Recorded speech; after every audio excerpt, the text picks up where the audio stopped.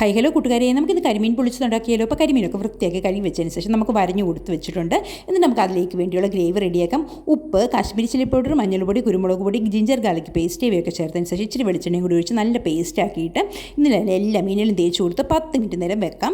എന്നിട്ട് നമുക്ക് ഇച്ചിരി നാരങ്ങാനീരും കൂടെ ഇതിലേക്ക് ഒഴിക്കണം കേട്ടോ. ഞാൻ നാരങ്ങാനീര് നേരത്തെ ഒഴിക്കാൻ മറന്നു പോയത് കൊണ്ടാണ് കേട്ടോ നേരത്തെ ഒഴിക്കണേ. എന്നിട്ട് നമുക്ക് പൊള്ളിക്കാനുള്ള ഗ്രേവി റെഡിയാക്കാം. സവോള വട്ടിയതിന് ശേഷം കറിവേപ്പിലയും ജിഞ്ചർ ഗാർലിക് പേസ്റ്റും കൂടി ഇട്ട് കൊടുത്തതിന് ശേഷം നമുക്ക് കാശ്മീരി ചില്ലി പൗഡറും മഞ്ഞൾപ്പൊടിയും കുരുമുളക് പൊടിയും ഒക്കെ ഇട്ട് കൊടുത്ത് എന്നിട്ട് നമുക്ക് കുറച്ച് തക്കാളിയും കൂടി ഇട്ട് നന്നായിട്ട് വേവിച്ച് ഉടച്ച് വെച്ചതിന് ശേഷം നമുക്ക് ഇച്ചിരി തേങ്ങാപ്പാലും കൂടെ ചേർത്ത് നന്നായിട്ട് കുറുകിയെടുക്കാം. എന്നിട്ട് നമുക്ക് മീനൊന്ന് ചെറുതായിട്ട് ഫ്രൈ ചെയ്താൽ മതി കേട്ടോ. എന്നിട്ട് ആ ചെറുതായിട്ട് ഫ്രൈ ചെയ്തതിനെല്ലാം മാറ്റിയതിന് ശേഷം വാട്ടിയ ഇലയിലേക്ക് ആദ്യമേ ഗ്രേവി ഇട്ട് കൊടുക്കുന്നു, പിന്നെ മീൻ ഇട്ട് കൊടുക്കുന്നു, വീണ്ടും ഗ്രേവി ഇട്ട് കൊടുക്കുന്നു. എന്നിട്ട് ഇതെല്ലാം കൂടി ഇലയെല്ലാം കൂടെ കൂട്ടി വെച്ചൊരു പാക്കറ്റ് ആക്കിയതിന് ശേഷം നമ്മൾ ഒരു വള്ളിയൊക്കെ വെച്ച് കെട്ടിക്കൊടുത്തതിന് ശേഷം വീണ്ടും തവയിലേക്ക് ഇച്ചിരി എണ്ണ ഒഴിച്ച് മറിച്ചും തിരിച്ചു വിട്ട് പൊള്ളിച്ചങ്ങെടുക്കുക. കുറച്ച് നേരം അടച്ചും കൂടെ വെക്കാം. ടേസ്റ്റി കരിമീൻ പൊളിച്ചത് റെഡി.